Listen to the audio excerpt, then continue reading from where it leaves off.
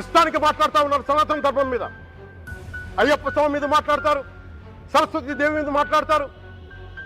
అల్లా మీద మీరు మాట్లాడగలరా? మహమ్మద్ ప్రవక్త మీద మీరు మాట్లాడగలరా? జీసస్ మీద మీరు మాట్లాడగలరా?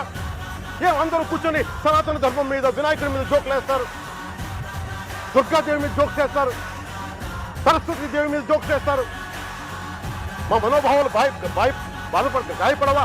మాకు బాధ ఉండదా? అందుకే నేను ప్రతిపాదించింది ఏంటంటే ప్రతి దానికి రావలేకపోతున్నాం. సనాతన ధర్మ రక్షణ board is order of the day. ప్రతిసారి కూర్చోబెట్టి మేము డిఫెండ్ చేసుకోలేం. ఇది ప్రతి సగటు హిందువు తాలూకు ధర్మం.